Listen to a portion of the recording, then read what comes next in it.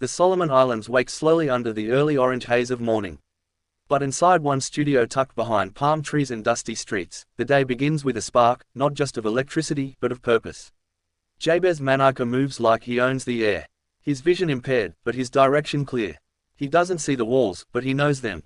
He doesn't follow the world's rules for what is possible. He writes his own. He's not alone. George Hardamari is right beside him, partner, friend, co-host. Their chemistry is loud, even before their voices hit the airwaves. The bus arrives like a faithful ritual. The cicadas hush only for the roaring engine. Jabez jumps out before the wheels stop spinning. 5 minutes to showtime. No panic, just rhythm.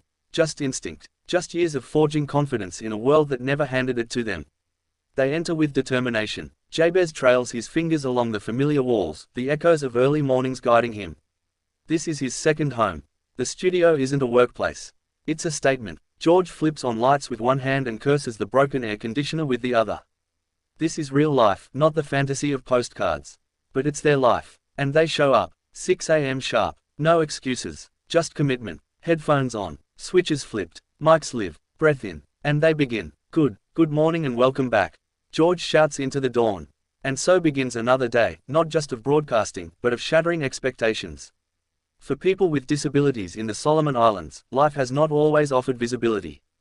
There is no glamour, no automatic access, just strength. Quiet, often unseen, but always burning. Jabez and George aren't just on the air. They are in people's ears, in their homes, in their hearts. Talking news, life, laughter, and identity. Talking about the things that matter. The things that include. The things that heal. They do it not despite their disabilities, but because their disabilities have shaped their wisdom. Their courage, their resilience. They have become voices for a generation that has too often been silenced. The stigma is heavy in their homeland. Disabilities are misunderstood, ignored, hidden away. But these men are not hiding.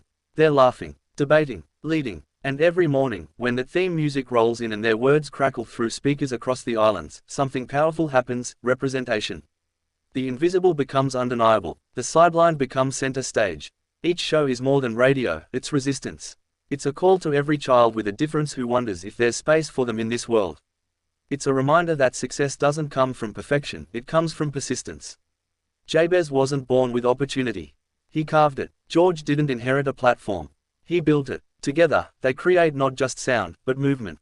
They carry stories of those like them, listeners with mobility issues, families with deaf children, communities learning to accept what they once misunderstood. They aren't preaching. They're living proof. Their presence challenges systems. Their consistency rewrites narratives. In a society where silence often surrounded disability, they fill the silence with possibility.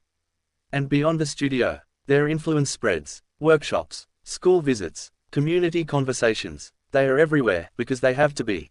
Visibility saves lives. Visibility changes hearts. The Solomon Islands may be ringed by turquoise water and lush green hills, but within those vistas lies the truth, a truth often unseen by tourists and overlooked by policy.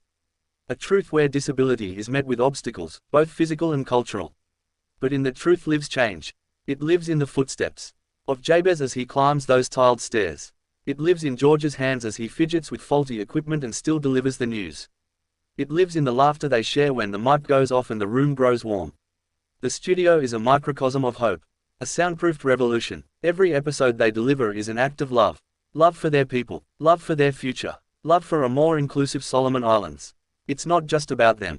It's about the next young person who doesn't see their difference as something to be hidden, but as a strength to be harnessed. It's about the mother who stops apologizing for her child's stutter. It's about the employer who begins to see talent beyond the wheelchair. This story, captured between 6 and 10 a.m. each morning, is no small story. It is the beating heart of a bigger transformation. Change does not always roar. Sometimes, it speaks calmly into a microphone. And the world listens.